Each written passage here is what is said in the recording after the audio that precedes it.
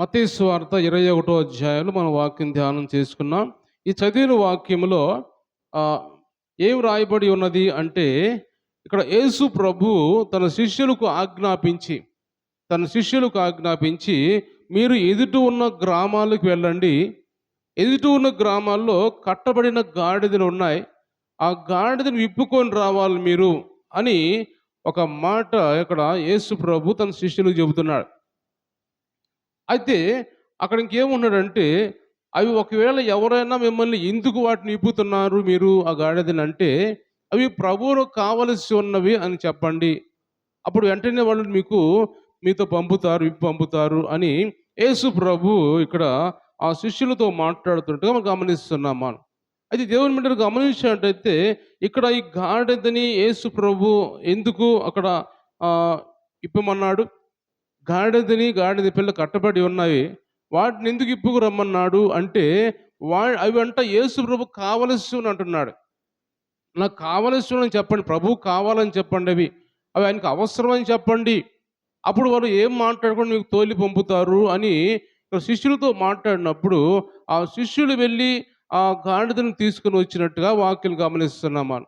అది గమనించండి దేవుని బిడ్డలారా, గాడిద ఒక ఆహ్, మనం ఇంతకుముందు చాలా సార్లు చెప్పుకున్నాం. గాడిద ఒక అశుద్ధ జంతువు అది. అశుద్ధ జంతువు.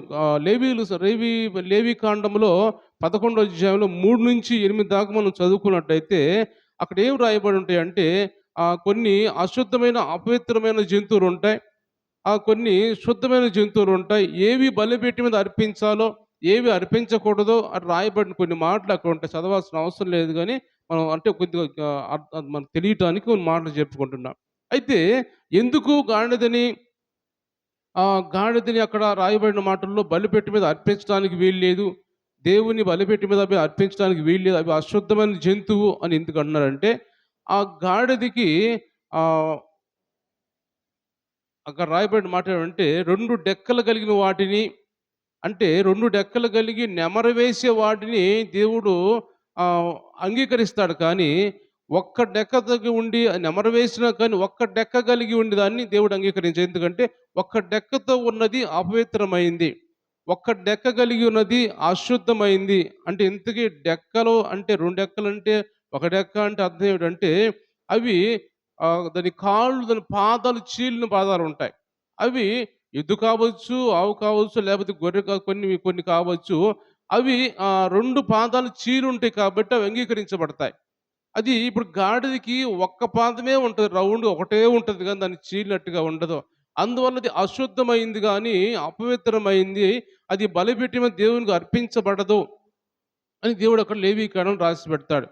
అయితే ఇక్కడ దేవుడు మనతో మాట్లాడుతున్న మాటలు ఏమంటే, అయితే ఇక్కడ దాన్ని ఎందుకు ఏర్పరుచుకున్నాడు? అది అశుద్ధమైన గాని, అది అపవిత్రమైందని కానీ, యేసు ప్రభు దాన్ని ఎందుకు ఎన్నుకున్నాడు? అక్కడెక్కడో కట్టబడిన గాడిదలున్నవి. వాటినే ఎందుకు ఎన్నుకున్నాడంటే, అవి యేసు ప్రభుకు అవసరమైనవి దేవుడు మాట్లాడుతున్నాడు ఇక్కడ వాక్యంలో.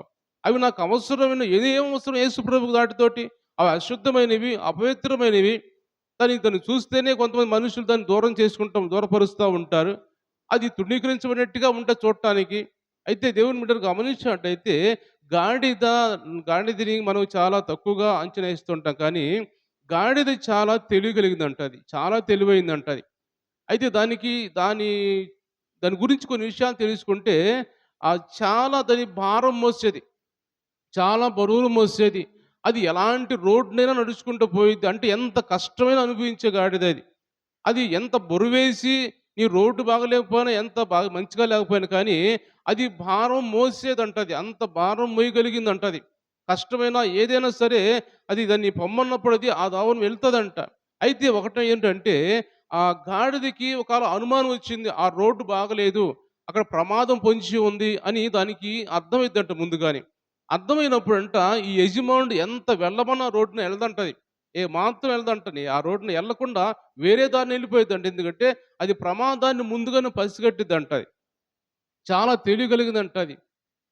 దాని అరుపు కూడా ఎందుకు అరిసిద్దది, మనకు దాని అరుపు విన్నప్పుడు మనకు చాలామంది అరే అమ్మా! అది వినటానికి మనకి వినసొంపుగా ఉండదు. ఎందుకు అరిసిద్దది అంటే, దానికి ఏదైనా ప్రమాదం వచ్చినప్పుడు అరిసిద్దంట అది. లేకపోతే దానికేదన్నా సంతోషం వచ్చినా గానీ అలాగనే అరిసిద్దంట అది. ఎందుకంటే ఒకటే అరుపు కాబట్టి, దానికి ప్రమాదం వచ్చినా, ఏదైనా సంతోషం వచ్చినా అలాగ అరిసిద్దంటది. అది మనం ఏమనుకుంటాం అంటే ఇదేంది ఎలా అరిసిద్దేంది అనుకుంటాం కానీ, అదొక సూచన ఉంటది దానికి. అది పెద్దగా ఒకరు అరిసిందంటే, అది ఇక్కడ కొన్ని పత్రికల్లో కొన్ని వెబ్‌సైట్‌లో రాయబడి ఉంటే అది హి అని, హా అని 2 అరుపులు అరిసిద్దంట అది. అలా అరిచినప్పుడు దానికి ఒక అర్థం ఉంటదంట దానికి. అలాగా అది చాలా తెలియగలిగిన జంతువు అది అపవిత్రమైంది కాదని కొంతమంది అంటారు. కానీ అయితే ఇక్కడ మనకు దేవుడు గమనించినట్టయితే అది 2 డెక్కలు లేదు కాబట్టి ఒకే డెక్క ఉంది కాబట్టి ఇది అశుద్ధమైంది. దేవుని బలిపీఠం మీద అంగీకరించబడదు. కాబట్టి అలాంటి దాన్ని దేవుడు ఎన్నుకున్నాడు. అయితే దేవుడు బిడ్డలు గమనించినట్టయితే దాన్ని ఎందుకు ఎన్నుకున్నాడు యేసుప్రభు? దాని మీద కూర్చొని, దాని మీద ఎక్కి ఆయన సువార్త ప్రకటించాలని, అనేక మంది కనపడాలని దేవుడు ఆ గాడిదని ఎన్నుకున్నాడు. అది అపవిత్రమైంది కానీ, అశుద్ధమైందని కానీ, లేకపోతే ప్రజలు చూసి దాన్ని దూరపరిచేదాన్ని కానీ, తృణీకరించబడినట్టుగా ఉన్న కానీ, ఆ గాడిదని యేసుప్రభు ఎందుకున్నాడంటే, దాని మీద ఎక్కి యెరూషలేము వీధుల్లో తిరగడానికి. దాని మీద ఎక్కి యెరూషలేము వీధులు ఎందుకు తిరుగుతున్నాడు? దేవుని గురించి తెలియజేయటానికి నేనే మెస్సయ్యని, నేను యేసు ప్రభువుని అని తెలియజేయటానికి ఎవరిని వాడుకుంటున్నాడంటే, దేన్ని వాడుకున్నాడంటే గాడిదని, పనికిరాని గాడిదని వాడుకుంటున్నాడు. అశుద్ధమైన గాడిదని వాడుకొని ఆయన దాని మీద ఎక్కి యెరూషలేము వీధుల్లో తిరుగుతున్నాడు. దేవుని స్తోత్రం చెల్లిద్దాం. హల్లెలూయా! కాబట్టి దేవుని బిడ్డలు గమనించినట్టయితే దేవుని సువార్త ప్రకటించడానికి అది కూడా ఎంతో సంతోషంగా అంగీకరించింది. అది ఎందుకంటే ఆ రోజుల్లో ప్రవక్తలు కావచ్చు, లేకపోతే ఆ రోజుల్లో ఉన్న పరిస్థితులను బట్టి ఎక్కువ మంది గాడిదలను ఎన్నుకుంటూ ఉంటారు వాహనాలుగా. ఆ రోజుల్లో అది చాలా ఖరీదైనవంటది. చాలా విలువ కలిగిన గాడిదలు చాలా కాస్ట్ అంట ఆ రోజుల్లో కొనాలంటే. అంత విలువ కలిగిన ఆ రోజుల్లో ఉంటాయంటవి. వాటికి మంచి గౌరవం గూడా వచ్చేది. ఎందుకంటే ప్రవక్తలు లేకపోతే దేవుళ్ళు ఎవరైనా దాని మీద దాన్ని ఎన్నుకుంటారంట నడవటం దాని మీద ఎక్కటానికి. అలాగని యేసుప్రభువు కూడా దాన్ని ఎన్నుకొని దాని మీద ఎక్కినప్పుడు అది సంతోషంగా యేసుప్రభువుని తీసుకొని యెరూషలేము వీధులు అన్ని వీధులు తిరుగుతా ఉంది. అంటే గమనించినట్టయితే అది ఏం చేస్తుంది? యేసుప్రభు నా మీద ఎక్కాడు. దేవుడు నా మీద కూర్చున్నాడు చూడండి అని అది వీధుల్లో తిరుగుతూ పోతూ ఉంటది. యేసే నా మీద ఎక్కాడు చూడండి కావాలంటే ఈయన రక్షకుడు, ఈయన లోక రక్షకుడు, ఈ లోకానికి దిగి వచ్చిన ఆయన.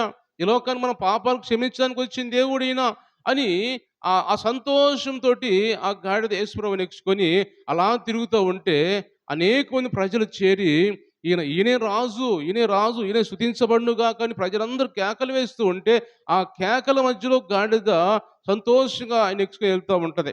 సంతోషంగా వెళ్తున్నప్పుడు దాని కాళ్ళ కింద దానికి ఒకవేళ ఏదన్నా కుంటలొచ్చి లేదా రాళ్ళు తగిలి పడిపోయిద్దేమో అని దాని కాళ్ళ కింద వస్త్రాలు మెత్తని వస్త్రాలేస్తారు.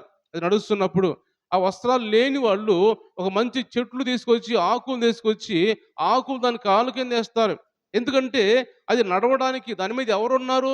దాని మీద లోకరక్షకుడున్నాడు. యేసుప్రభువు ఉన్నాడు దాని మీద ఎక్కి కూర్చొని. అది సంతోషంగా ఆయన మోసుకుంటూ పోయి ఎన్ని ప్రాంతాలు తిరగాలో యెరూషలేము పట్టణం అంతా కూడా అన్ని ప్రాంతాలు తిరిగిందా కూడా సంతోషంగా నెక్స్ట్‌కొని తిరిగినట్టుగా మనం వాక్యం చూస్తాం మనం. కాబట్టి దేవుని బిడ్డలు గమనించినట్టయితే ఎందుకు ఈ మాటలు దేవుడు ఈరోజు మనతో మాట్లాడుతున్నాడు? ఈ గాడిదను యేసు ప్రభు ఎందుకు ఎన్నుకున్నాడు? అది అశుద్ధమైంది కావచ్చు, లేకపోతే అపవిత్రమైంది కావచ్చు. మనుషులు దాన్ని తృణీకరించినా కానీ ఎందుకు ఎన్నుకున్నాడంటే దేవుని సువార్త ప్రకటించడానికి, ఆయన గురించి తెలియజేయడానికి దాన్ని ఎన్నుకున్నాడు. ఎందుకంటే మామూలుగా దేవుడు అన్నవాడు లేకపోతే ఈ లోకంలో చాలామంది దేవుళ్ళు అనుకున్న వాళ్ళు ఎవరిని దేనిని ఎన్నుకుంటారు? గుర్రాలను ఎన్నుకుంటారు, రథాలను ఎన్నుకుంటారు. ఎందుకంటే ఒక రాజు అప్పటికి వీళ్ళు ఏమంటున్నారు యెరూషలేము ప్రజలు? రాజు వస్తున్నాడు అని ఆయన గురించి స్తుతిస్తూ గనపరుస్తూ ఉంటారు. అయితే మన ప్రభువు ఎందుకు అలా గాడిదనెక్కాడంటే ఆయన తగ్గింపుకి, విధేయతకి సూచనగా ఉందది. ఆయన తగ్గించుకొని ఆయన ప్రజలకి ఒక మాదిరికరంగా ఉండటానికి వచ్చాడు కాబట్టి ఆయన రాజు అయితే ఆయన గుర్రం మీద వస్తే లేదా రథం మీద వస్తే చూస్తారు కానీ భయపడతారు కానీ ఇంకా ఎవరి మీద పట్టించుకోరు. అది ఆయన అదే గాడిద మీద వచ్చాడు కాబట్టి ఈయన కూడా మనలాంటి వాడే. ఈయన కూడా విధేయత కలిగిన వాడే. ఈయనలో ఎంత తగ్గింపు ఉందో చూడండి.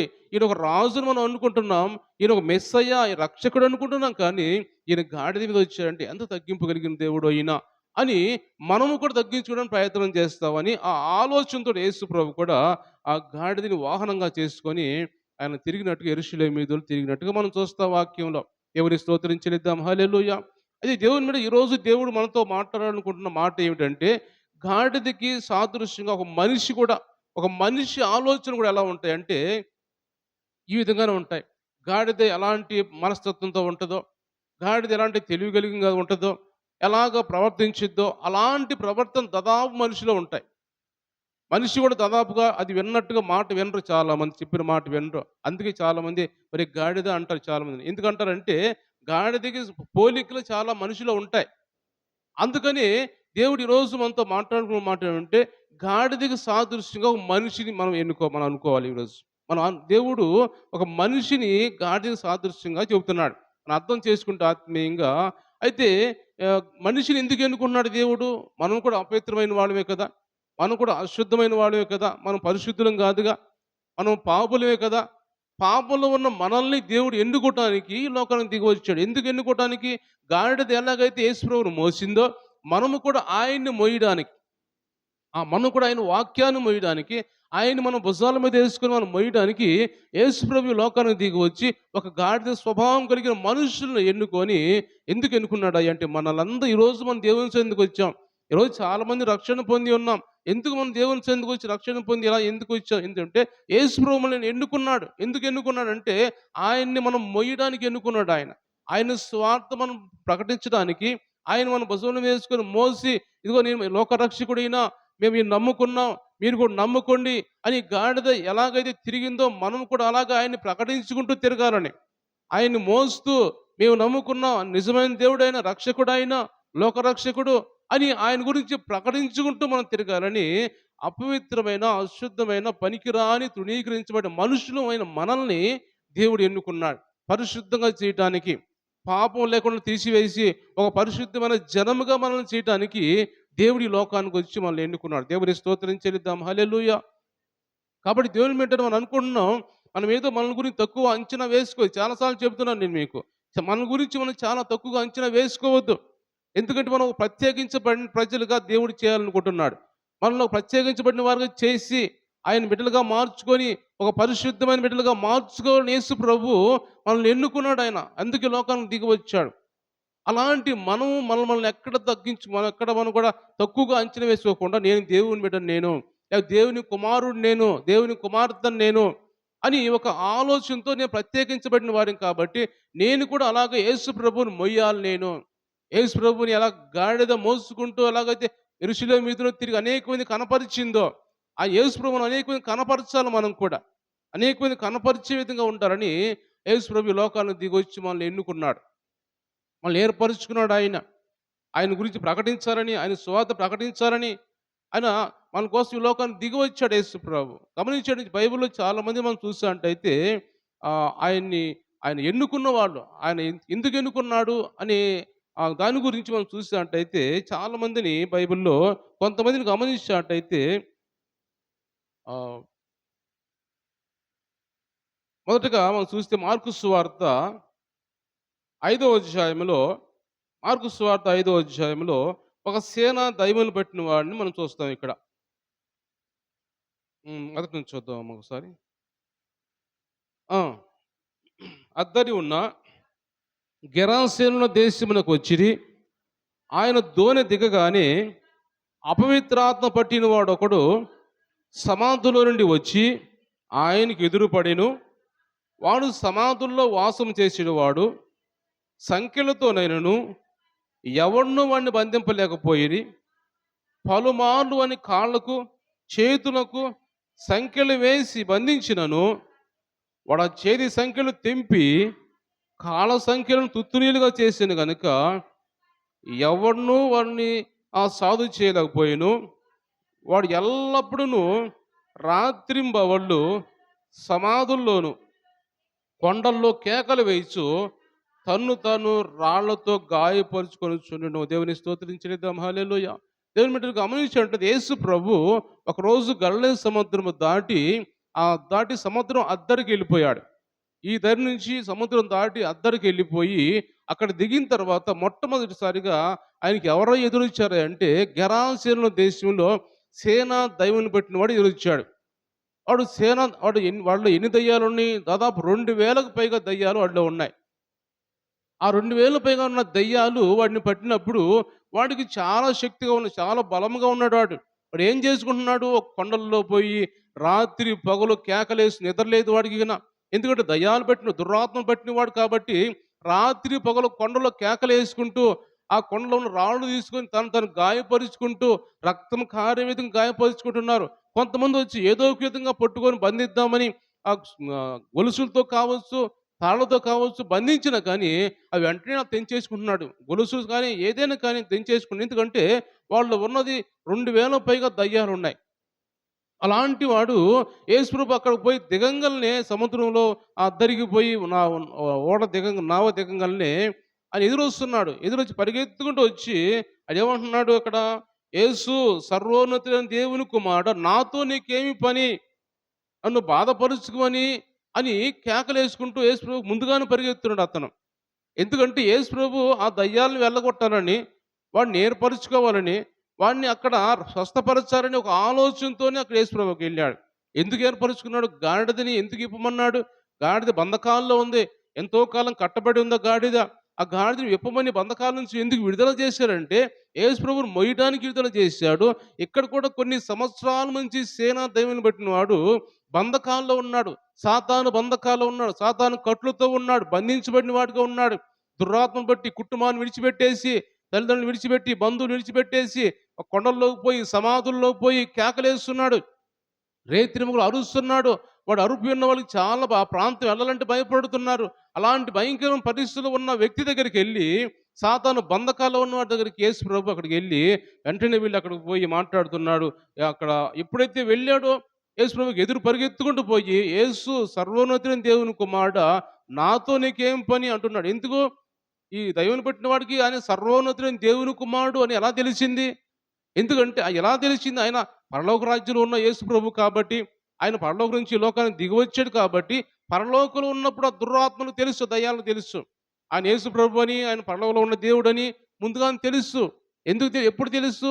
ఈ సాతాను భూమి మీద పడద్రోయబడక మునుపు, సాతానుతో పాటు ఉన్న దూతలందరూ కూడా దురాత్మలుగా మారక మునుపు వీళ్ళందరూ పరలోకంలో ఉన్నారు. ఈ లూసిఫర్ కావచ్చు, ఇప్పుడు లోకంలో తిరుగుతున్న దురాత్మలు కావచ్చు, ఒకప్పుడు అవన్నీ మంచిగా దేవుని దూతలు. ఆ దూతలందరూ ఒకసారి అక్కడ ఉన్నారు. ఒకరోజు అక్కడ ఉన్న వాళ్ళు యేసు ప్రభు ఎప్పుడైతే సాతాను నెట్టివేశాడో, ఆ సాతాను లూసిఫర్తో పాటు వాడు కొంతమంది సైన్యాన్ని తీసుకుని వచ్చాడు, కొన్ని దూతలను తీసుకుని వచ్చాడు భూమి మీదకి. ఆ దూతలన్నీ కూడా దురాత్మలుగా మారిపోయినాయి. సాతాను దూతలుగా మారిపోయాయి, సాతాను దురాత్మలుగా మారిపోయినాయి. అవి ఇప్పుడు ఏముంటున్నవి? అక్కడ చూశారు కాబట్టి, ఇవన్నీ చూసినాయి కాబట్టి కిందకు వచ్చిన యేసు అంటున్నాడు, యేసు సర్వోన్నతమైన దేవుని కుమారుడా, మాతో నీకేం పని అని కేకలేస్తున్నాయి. ఎందుకంటే ఆయన గొప్ప దేవుడు అని తెలుసు, ఆయన సర్వోన్నతుడు అని తెలుసు, ఆయన రక్షకుడు అని తెలుసు. వెంటనే యేసుప్రభు అంటున్నాడు, అపవిత్రాత్మ ఈ మనుషుని విడిచిపెట్టి పొమ్మని యేసుప్రభు ఒక మాట గద్దించినప్పుడు వెంటనే కూడా అంటున్నాడు, అయ్యా మేము ఈ ప్రాంతం విడిచిపెట్టి పోలేము, మేము మాకు ఇక్కడ బాగా అలవాటైపోయిన పరిస్థితి ఇది, అలవాటైపోయిన ప్రాంతం ఇది, మేము వెళ్ళలేము అని మమ్మల్ని ఇక్కడే ఉంచండి అని కేకలేస్తున్నవి. కొన్ని సంవత్సరాల నుంచి ఉన్నాయి కదా ప్రాంతంలో, గెరాసీను దేశంలో, మమ్మల్ని ఇక్కడే ఉంచు, మేము బయటికి వెళ్ళము, ఎక్కడికి వెళ్ళాలని ఇష్టపడలేదు మేము అంటే, ఆ దెయ్యానికి, ఆ దురాత్మలకి ఆ ప్రాంతం అనుకూలంగా ఉంది. ఈరోజు దేవుడు మనతో మాట్లాడుతున్న మాటలు కూడా కొన్ని దురాత్మ చిక్కులకి లేదా పాపానికి అనుకూలమైన ప్రాంతంగా మన హృదయాలు ఉన్నాయో, మన ప్రాంతాలు ఉన్నాయో, మన జీవితాలు వాటికి అనుకూలంగా ఉన్నాయేమో, ఎంతకాలం నుంచి మనలో అలాగా నివసిస్తూ ఉన్నాయేమో, మనలో నుంచి పోవడానికి ఇష్టపడలేదేమో. ఈరోజు దేవుడు మాట్లాడుతున్నాడు, వాటిని వెళ్ళగొట్టడానికి దేవుడు వస్తున్నాడు. మనల్ని కూడా శుద్ధి చేయడానికి, మనల్ని పవిత్రం చేయడానికి, మనలో ఎంతకాలం నుంచి దాగి ఉన్నాయో, పాపం దాగి ఉందో, దోషాలు దాగి ఉన్నాయో, అలాంటి దురాత్మలు పెట్టి బలహీనతలు దాగి ఉన్నాయో అన్నిటిని వెళ్ళగొట్టడానికి యేసు ప్రభు ఈరోజు దేవుడు మనల్ని ఏర్పరచుకున్నాడు. ఆయన మన దగ్గరికి వచ్చాడు, మన ఈ లోకానికి దిగి వచ్చాడు, మన ప్రాంతానికి వచ్చాడు, మనలోకి రావాలని ఆశపడుతున్నాడు ఆయన. కాబట్టి దేవుని బిడ్డలు గమనించేటైతే అన్నిటిని వెళ్ళగొట్టడానికి యేసు ప్రభు అంటున్నప్పుడు ఏమంటున్నాడు, మేము ఇక్కడ ఉంటామయ్యా, మాకు అనుకూలంగా ఉంది, వెళ్ళం అన్నప్పుడు కావాలంటే ఆ పందులు ఉన్నాయి కదా మేస్తున్నాయి, దాదాపు 2000 పైగా పందులు ఉన్నాయి అక్కడ. ఆ పందులు మనం పంపించయ్యా అన్నప్పుడు ఈ దురాత్మలు అన్నీ కూడా ఆ పందులోకి వెళ్ళిపోయినప్పుడు ఆ పందులు కొండ మీద నుంచి పరిగెత్తుకుంటూ సముద్రంలోకి వెళ్ళిపోయి సముద్రంలో పడి దాదాపు 2000కు పైగా పందులు అన్ని చనిపోయినట్టుగా దేవుని వాక్యాలను చూస్తున్నాం. దేవుని స్తోత్రం చెల్లిద్దాం. హల్లెలూయా. ఈరోజు దేవుడు మనతో మాట్లాడుకున్న మాటలు ఎందుకంటే మనల్ని ఆయనకి సువార్త ప్రకటించడానికి దేవుడు మనల్ని ఎన్నుకున్నాడు. మనము ఆయనకు అనుకూలంగా చేసుకున్నాడు. మనం ఆయనకు అవసరమైనది. అవి నాకు కావలసినవని చెప్పండి ఎలాగైతే అన్నాడో, మనం దేవునికి కావలసిన వారు మనం. అందుకే దేవుడు ఈ లోకానికి దిగి వచ్చాడు. మనం దేవునికి కావాలని, ఆయన మనల్ని ఎన్నుకోవాలని, ఆయన ఆయన బిడ్డలుగా మనల్ని చేసుకోవాలని ఈ లోకానికి యేసు ప్రభు దిగి వచ్చాడు. ఆయనకు అవసరమై ఉన్నాం మనము. లేకపోతే ఎందుకు ఈ లోకానికి దిగి వస్తాడు ఆయన? మనుషులైన మనము ఏమాత్రము ఎన్నిక లేని వారిగా, ఏమాత్రం పనికిరాని వారిగా మనం ఉన్నప్పుడు యేసు ప్రభు మన అంటున్నాడు, నాకు కావలసినవి అన్నట్టుగా మనం ఆయనకు కావలసిన వారం. మన కోసం వచ్చాడు ఆయన లోకానికి దిగి వచ్చి. మనల్ని ఆయన ఎన్నుకొని మన చేత ఆయన సువార్త ప్రకటింపజేసుకోవాలని, మన చేత ఆయన గొప్ప కార్యాలు చేసుకోవాలని ఈ లోకానికి దిగి వచ్చాడు ఆయన. కాబట్టి అలాంటి మనము ఆయనకి అనుకూలమైన బిడ్డలుగా, ఆయనకు అనుకూలమైన హృదయాలుగా మన హృదయాలు సిద్ధపరచుకోవాలి. లేకపోతే మనలో ఉన్న దురాత్మ, లేదా మనలో ఉన్న పాపాలు బయటికి పోవడానికి ఇష్టపడకుండా ఉండేయేమో. నాకు అనుకూలంగా ఉంది ఈ హృదయము. మనం చూస్తే వాక్యంలో మత్తయి సువార్తలో మనం చూసినట్టయితే ఒక మాట, కొన్ని సంవత్సరాల నుంచి ఉన్న దురాత్మలు ఉంటాయి. 12వ అధ్యాయం మత్తయి సువార్తలో 43వ వచనం మనం చూసినట్టయితే, అపవిత్ర ఆత్మ ఒక మనిషిని వదలిపోయిన తర్వాత అది విశ్రాంతి వెతుకుచు నీరు లేని చోట్ల తిరుగుచూ ఉండును. విశ్రాంతి దొరకనందున నేను వదిలి వచ్చిన నా ఇంటికి తిరిగి వెళ్ళేదని అనుకొని వచ్చి ఆ ఇంట ఎవరినూ లేక అది ఊడ్చి అమర్చినట్టు చూసి వెళ్ళి తనకంటే చెడ్డమైన మరి 7 దయ్యాలను వెంట పెట్టుకొని వచ్చును. అవి దానిలో ప్రవేశించి అక్కడ కాపురం ఉండును. అందుచేత ఆ మనుషుని కడపట స్థితి మొదటి స్థితి కంటే చెడ్డదగును. అలాగే ఈ దుష్టతరం వారికి సంభవించును అని దేవుని స్తోత్రించనిద్దాం. హల్లెలూయా. అంటున్నాడు, దేవుడు మాట్లాడుతున్నాడు. అపవిత్రాత్మ అంట ఒక మనిషిని వదిలిపోయిన తర్వాత కొన్ని సంవత్సరాల పాటు మనుషుల్లో ఉన్నాయి. మనం కూడా గడిచిన సంవత్సరాల్లో రక్షణ పొందక ముందు మనలో కూడా ఎన్నో అపవాది శక్తులు ఉంటాయి, లేకపోతే చీకటి శక్తులు ఉంటాయి, పాపం ఉంటుంది మనలో. అవన్నీ మనలో ఒకవేళ దేవుని చెందుకు వచ్చి మనము రక్షణ పొందిన తర్వాత అవన్నీ మనలో నుంచి బయటికి వెళ్ళిపోయి అనుకోండి. వెళ్ళిపోయిన తర్వాత ఏం చేయాలి మనం అన్ని బయటికి వెళ్ళిన తర్వాత, పాపాలన్నీ బయటికి పోయిన తర్వాత ఆయన వాక్యాన్ని రోజు రోజు మన హృదయంలో నింపుకుంటూ ఉండాలి. ఆత్మను మన హృదయంలో రోజు రోజు నింపుకుంటూ ఉండాలి. అవి నింపుకుంటున్నప్పుడు, వాక్యంతో నింపుకుంటూ ఉన్నప్పుడు ఈ దురాత్మ వదిలిపోయిన పాపాలు కావచ్చు, వదిలిపోయిన ఆలోచనలు, పాత ఆలోచనలు కావచ్చు, అవన్నీ కూడా మనలో రావడానికి ఇష్టపడవు. ఎందుకంటే దేవుని వాక్యం మనలో ఉంది కాబట్టి అవన్నీ తిరిగి మనలో రావడానికి ఇష్టపడవు.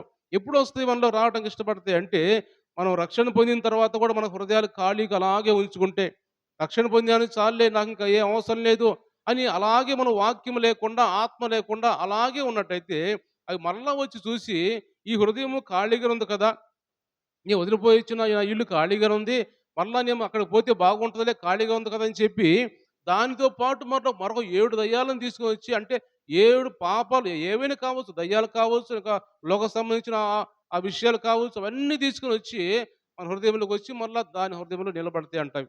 అదొకటి. ఇంతకుముందు ఒకటే, ఇప్పుడు దాంతో పాటు ఇంక 7 వస్తాయి.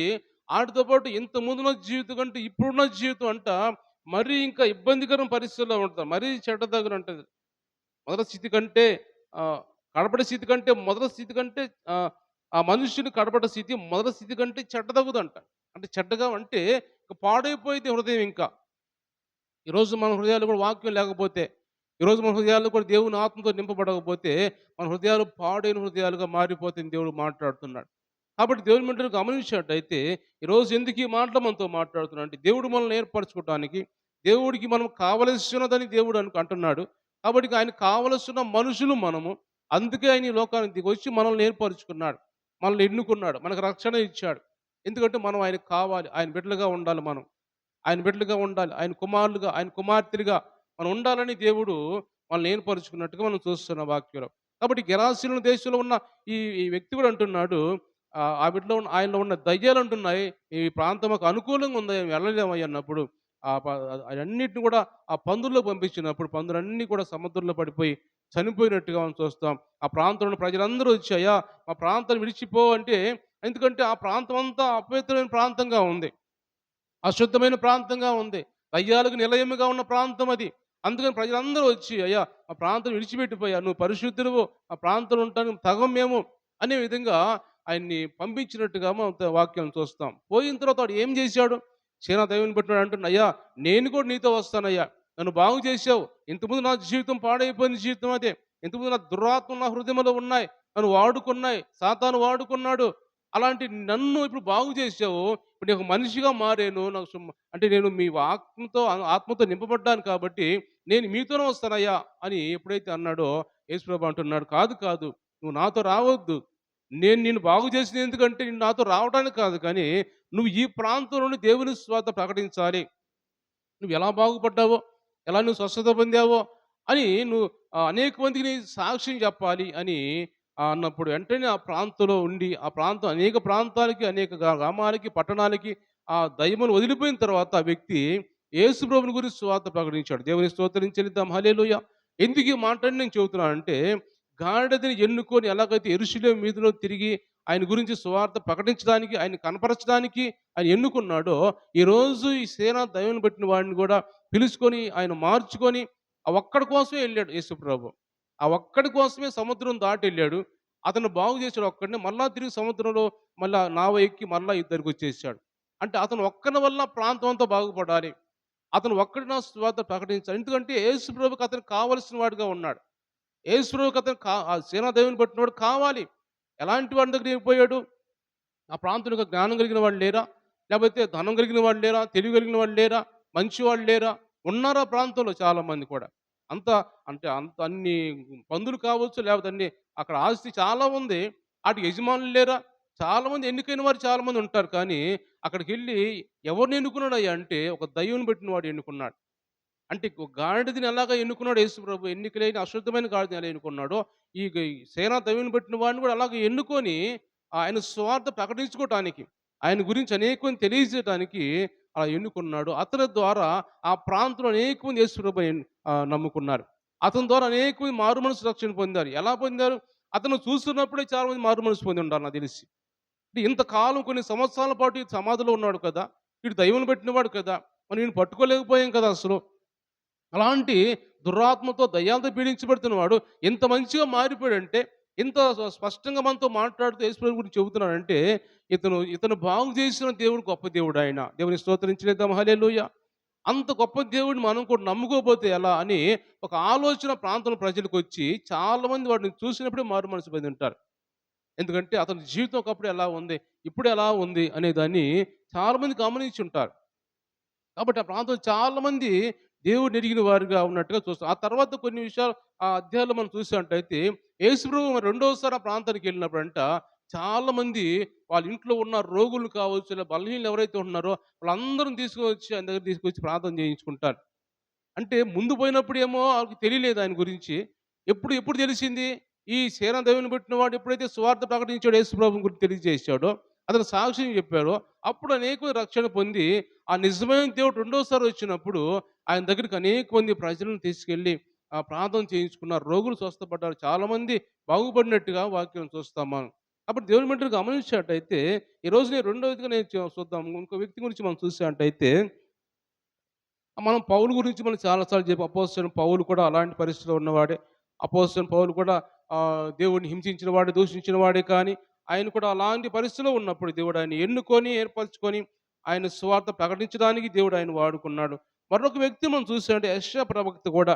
యెషయా ప్రవక్త మనం చూసినట్టయితే, ఆయన యెషయా గ్రంథం 6వ అధ్యాయంలో మనం చూద్దాం ఒక మాట. యెషయా గ్రంథం 6వ అధ్యాయంలో ఆహ్, యెషయా గ్రంథం 6వ అధ్యాయము దేవుని మహిమను ఆయన చూస్తున్నప్పుడు, ఆయన దర్శనాలు చూస్తున్నప్పుడు 5వ వచనం చదువుదాం. నేను అయ్యో! నేను అపవిత్రమైన పెదవులు గలవాడను, అపవిత్రమైన పెదవులు గల జనుల మధ్యను నివసించువాడను.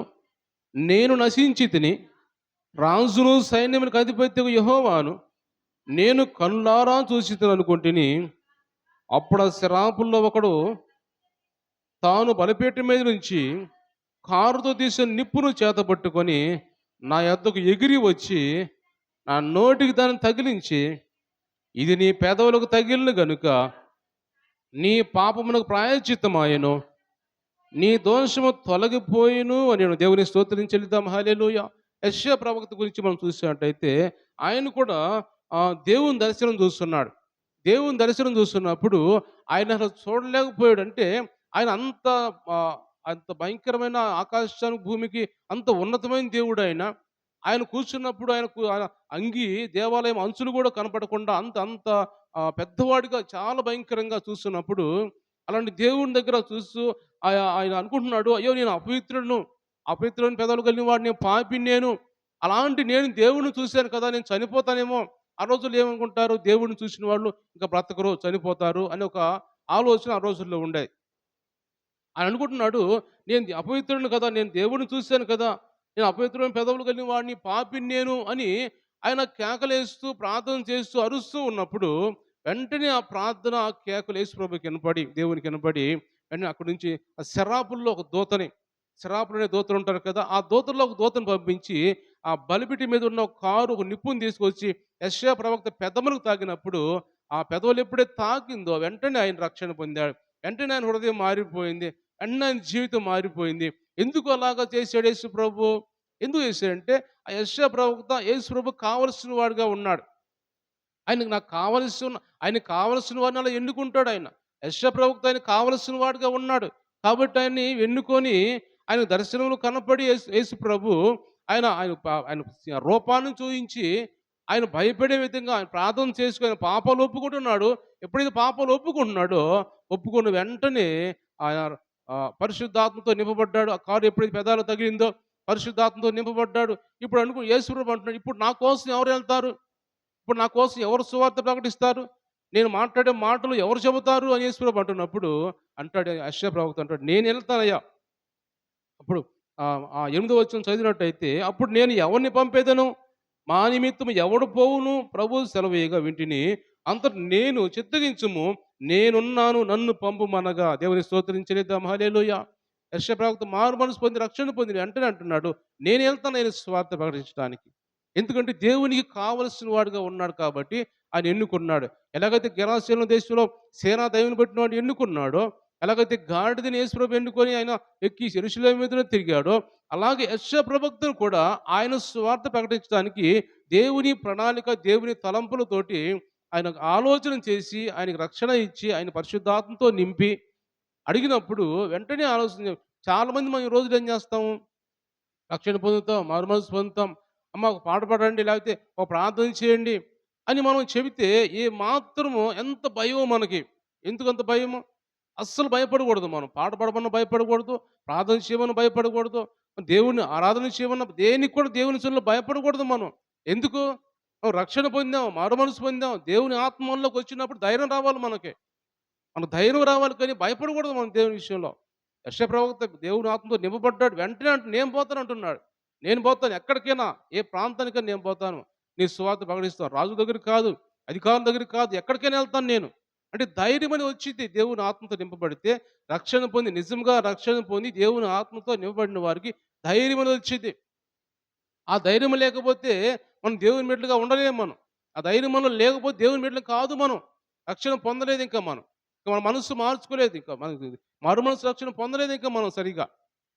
ఎప్పుడు మనం మారుమనసు పొందాం, రక్షణ పొందామంటే, చాలా ఒక్కోసారి నేను గొప్పని కాదు కానీ, చాలామంది మా సేవకుల మీటింగ్ జరుగుతున్నప్పుడు కానీ, ఇంకేదైనా మీటింగ్ జరుగుతున్నప్పుడు కానీ, చాలామంది మా వాళ్ళు ఏం చేస్తారంటే వెనకాల కూర్చుంటారు పోయి కొంతమంది. ఎవరో ఒకళ్ళిద్దరు ముందు కూర్చుంటారు కానీ వెనకాల కూర్చుంటూ ఉంటారు. నేను పోయి ఖచ్చితంగా ముందు ఫస్ట్ సీట్‌లో కూర్చుంటా. ఎందుకు భయపడాలి?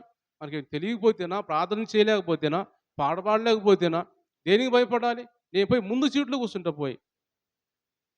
వాళ్ళు చెప్పిన దాకా ఉండకూడదు మనం. ముందు సీట్‌లో కూర్చో. ఎందుకంటే ధైర్యంగా యేసుప్రభు మనల్ని రక్షించాడు. మారుమనసు పొందాం, రక్షణ పొందాం. దేవుని ఆత్మతో నింపబడ్డాం. అలాంటప్పుడు మనం దేనికి భయపడాలి? యెషయా ప్రవక్త అంటున్నాడు, "నేనెళ్తాను ప్రభువా, నన్ను పంపుము" అని అంటున్నాడు. ఆ తర్వాత ఎక్కడికెళ్ళాలో తెలుసు ఆయనకి. యెషయా ప్రవక్త ఎక్కడికెళ్ళాలో తెలుసు. ఏ ప్రాంతానికెళ్ళాలో తెలుసు. రాజుల దగ్గరికెళ్ళాలి. చాలా కష్టపడాలి. చాలా నిందలుంటాయి, అపాయాలుంటాయి, ఇబ్బందికరమైన పరిస్థితులుంటాయి అని అన్నీ తెలిసినా కానీ ఆ ప్రాంతంలో ఆ రోజుల్లో ఉన్న పరిస్థితులు అలాగున్నాయి. అనేక మంది ప్రవక్తలను చంపుతున్న పరిస్థితులవి. అలాంటి పరిస్థితుల్లో నేను వెళ్తాను ప్రభు అని ధైర్యంగా ప్రాణాలు తెగించి ప్రవక్త ఆ ప్రాంతంలోకెళ్ళాడు. ఈరోజు ఈ దేవుడు మనతో మాట్లాడుతున్న మాటలేమంటే, మనము కూడా దేవుని ఆత్మతో నింపబడ్డప్పుడు, లేకపోతే దేవుని రక్షణ మనకిచ్చినప్పుడు, మనం కూడా అన్ని విషయాలు ధైర్యంగా ఉండాలి. ప్రార్థన చేయమని వెంటనే ఆలస్యం లేకుండా ప్రార్థన అందుకోవాలి. పాట పాడినప్పుడు వెంటనే లేచి వచ్చి పాట పాడాలి. ఏదైనా దేవుని పరిచర్యలు కావచ్చు, ఏదైనా కావచ్చు, దేవుని రక్షణ పొందిన బిడ్డలుగా పరిచర్య కావచ్చు, పాట కావచ్చు, ఏదైనా కావచ్చు, వెంటనే స్పందించాలి దేవుని విషయంలో. స్పందించలేకపోతున్నామంటే మనలో దేవుని ఆత్మ లేదు. మనం రక్షణ పొందలేదు ఇంకా సరిగ్గా. అదొకటే అర్థం చేసుకోవాలి మనం. కాబట్టి దేవుని బిడ్డలు గమనించాలంటే ఈరోజు యెషయా ప్రవక్తను పంపించిన తర్వాత ఆయన వెళ్ళాడు. అనేక మందికి సువార్త ప్రకటించాడు. అనేక మంది దేవుని గురించి ప్రకటించాడు. ఆయన ప్రవచనాలు చెప్పాడు. ఇప్పుడు యెషయా గ్రంథం అంటే 66 అధ్యాయాలు యెషయా బైబిల్‌లో ఉన్న 66 అధ్యాయాల్లో ఆయన ఎలాగో ఒక కీర్తన గ్రంథం తప్పితే మిగతా అన్నిట్లో కూడా పెద్ద గ్రంథము యెషయా గ్రంథం. ఎందుకంటే ఆయన అలాగ పెద్ద ప్రవక్త అంటారు కూడా ఆయన్ని. అంత కష్టపడ్డాడు. అంత దేవుని సువార్త ప్రకటించాడు. కాబట్టి ఆయన ఎలాగైతే దేవుడిని ఆయన ఎన్నుకున్నాడో, ఈరోజు దేవుడు మనతో ఎందుకు ఈ మాటలు మాట్లాడుతున్నాడంటే, మనము కూడా ఆయనకి కావలసిన వారుగా ఉన్నాం. గాడిదని ఎన్నుకున్న దేవుడు నాకు కావలసినది చెప్పండి. ఎవరిని అడిగితే నాకు కావాలని చెప్పండి. ఈరోజు దేవుడి దగ్గర మనం కూడా వెళ్ళి బయటికెళ్ళి ఎందుకమ్మా ఆయనకి ఆ మాట చెబుతున్నావు, ఆ సువార్త చెబుతున్నావు, దేవుని గురించి, యేసు ప్రభువుని గురించి చెబుతున్నావు. లేకపోతే ఎందుకు వాళ్ళని ఎందుకు అలా చెబుతున్నావు వాళ్ళకి తెలియదు కదా! అంటే వాళ్ళు ప్రభువుకి కావలసినవి చెప్పాలి మనం కూడా. వాళ్ళు ప్రభువుకి కావాలి. ఎదుటి గ్రామాల్లోకెళ్ళి సువార్త ప్రకటించమని శిష్యులకు చెప్పి, ఆ గాడిదను ఎలా విప్పుకొనొచ్చారు. ఎందుకంటే, ఈ ప్రభువుకి కావాలని చెప్పారు వాళ్ళు. యేసు ప్రభువు చెప్పమనంటే చెప్పారు. ఈరోజు మనము కూడా బయటికెళ్ళి ఎవరికైనా మాట చెబుతున్నప్పుడు, ఎవరైనా పక్కవాళ్ళొచ్చి, "ఎందుకమ్మా యేసు ప్రభు గురించి అలా చెబుతున్నావు వాళ్ళకి తెలియదు కదా!" అని అంటే, వాళ్ళు ప్రభువుకి కావలసినవి చెప్పాలి మనం. ప్రభువుకి కావాలి. ఎందుకంటే, ఈ లోకానికి దిగొచ్చింది మనందరిని ఎన్నుకోవటానికి దేవుడు. మనందరిని ఆయనకు కావాల్సిన వారుగా చేసుకోవడానికి. ఆయనకి ఇష్టమైన వారుగా చేసుకోవడానికి ఈ లోకానికి దిగివచ్చాడు ఆయన. ఒకప్పుడు మనం అందరూ ఆయన బిడ్డలమే. ఈ లోకానికి వచ్చిన తర్వాత రకరకాల ఆలోచనతో, రకరకాల ప్రయత్నాలతో మనము ఆలోచనతోటి విగ్రహారాధికులమైపోయాం, బయటికెళ్ళిపోయాం కానీ, ఒకప్పుడు మనం అందరూ ఆయన బిడ్డలమే మనం. అందరూ ఆదాము బిడ్డలే కదా! అందరూ నోవహు సంతానం నుంచి వచ్చిన వాళ్ళమే కదా మనందరం కూడా. దేవుని బిడ్డలో నుంచి వచ్చినోళ్ళమే కదా! నోవహు సంతానంలో నుంచి బయటకు వచ్చిన తర్వాతే, దేవుని బిడ్డలో నుంచి బయటకు వచ్చిన తర్వాతే, అక్కడి నుంచి ఇక రకరకాల మనుషులు, జాతులు ఏర్పడ్డాయి. అంతేకాని మనం ఒకప్పుడు అందరూ కూడా దేవుని బిడ్డలమే మనం. కాబట్టి పోయిన ఆత్మని, పోయిన దేవుని ఆత్మను మళ్ళా మనకి ఇవ్వడానికి దేవుడు ఈ లోకానికి దిగివచ్చి, ఆయనకు కావాల్సిన వారం కాబట్టి ఆయన లోకానికి దిగివచ్చాడు. స్వతంత్రంగా వచ్చాడు అడగటానికి. అలాంటి మనం కూడా ఆయన స్వతంత్రంగా మా తండ్రి, మా దేవుడు ఈయన. మమ్మల్ని పుట్టించిన దేవుడైన, మమ్మల్ని ఏర్పరచుకున్న దేవుడైన, ఒక ఆరోగ్యం ఇస్తున్న దేవుడైన, మనల్ని పాపాలను తీసివేసిన దేవుడైన, లోకరక్షకుడైన అని మనం గమనించి, ఆలోచన చేసి, ఆయన నమ్మి మనం కూడా ఆయన సువార్త ప్రకటించే వారిగా ఉండాలని పరిశుద్ధాత్మ దేవుడు ఈరోజు మనతో మాట్లాడుతున్నాడు. కాబట్టి దేవుని బిడ్డలు గమనించాడు. యేసుప్రభు ఈ లోకానికి దిగి వచ్చింది ఎందుకంటే, మనల్ని ఆయనకి కావలసిన వారుగా చేసుకోవడానికి. ఈ మాటలు ఖచ్చితంగా మనం మన హృదయాల్లో తీసుకోవాలి. ఆయనకు కావాల్సిన వరకు ఉండాలి కాబట్టి మనం ప్రభా నేను కూడా నైనా నీకు కావాల్సిన దానిగా నేను ఉంటాను. నీకు కావాల్సిన వాడుగా నేను ఉంటాను ప్రభా. అందుకే నన్ను నేను పరుచుకున్నావు ప్రభా. ఎలా గేరాసేనల దేశంలో సేన దేవుని పట్టినవాడు ఎలాగైతే ఎన్నుకున్నావు వాడు మీ స్వార్థ ప్రకటించాడు. మీ గురించి ప్రకటించాడు. యెషయా ప్రవక్తను ఎన్నుకున్నావు. ఆయన పాపాలు తీసివేసి ఆయన గురించి మీ గురించి ప్రకటించడానికి ఏర్పరుచుకున్నావు అని మనము కూడా ఇంకెంతోమంది బైబిల్‌లో మనం చూసుకోవచ్చు గానీ మనకు సమయం లేదు కానీ, ఇంకెంతోమంది ఆ విధంగా దేవునికి సమర్పించుకొని ఆయన సువార్త ప్రకటించేవాడిగా చాలామంది బైబిల్‌లో చూడొచ్చు మనం. ఈరోజు ఎందుకు ఈ మాటలు మనం మనం కూడా అదే విధంగా తయారవ్వాలి. మనం కూడా అదే విధంగా ఒక యెషయా ప్రవక్త వలె లేదా ఒక గెరాసేన దేశంలో ఆ సేన దేవుని బట్టిన వాడు ఎలా బాగుపడి దేవుని సువార్త ప్రకటించాడో, అలాగ మనము కూడా దేవుని గురించి ప్రకటించే వారిగా ధైర్యముగా ఇంకా మనం ఇంకా ఇదిగో మేము ఇక్కడే ఉంటాం. మేము బయటికెళ్ళము అనే ఏది కూడా ఏ పాపం కూడా మనలో ఉండి చెప్పడానికి వీల్లేదు. మనలో నుంచి పూర్తిగా బయటికి పోవాలి. అప్పుడు యేసుప్రభు ఆడికి వెళ్ళిన తర్వాత ఏమంటున్నాయి దయ్యాలు ఏమంటున్నాయి? మేము ఇక్కడే ఉంటామయ్యా అంటున్నాయి. అలా అనకూడదు మనలో. మనలో ఏది ఉండకూడదు. మనలో ఏది దాగి ఉండకూడదు ఇంకా. మనలో నుంచి అన్నీ బయటికెళ్ళిపోవాలి. లోక సంబంధించినవన్నీ కూడా దేవుని వాక్యము, దేవుని ఆత్మ తప్పితే రెండోది మనలో ఉండకూడదు దేవుని బిడ్డలుగా ఉన్న మనలో. అవి మాత్రం మనలో ఉండాలని దేవుడు ఈరోజు మనతో మాట్లాడుతున్నాడు. అలాగే మనం అందరూ కూడా సిద్ధపడదాం. దేవుని బిడ్డలుగా దేవునికి కావాల్సిన వారుగా ఉందాం. దేవుడి కొద్ది మాటలు దీవించి ఆశీర్వదించును గాక. కళ్ళు మూసుకుందాం, ప్రార్థన చేసుకుందాం. అందరూ కూడా కళ్ళు మూసుకుందాం. ప్రభా ఈరోజు నేను కూడా ప్రభా నీకు కావలసిన వారుగా నేను ఉంటానయ్యా. నీకు కావలసిన దానిగా నేను ఉంటాను. నీకు కావలసిన వాడుగా నేను ఉంటాను ప్రభా. నేను నీ సువార్త ప్రకటించే వాడిగా ఉంటానయ్యా. మీ గురించి మాట్లాడేవాడిగా ఉంటాను.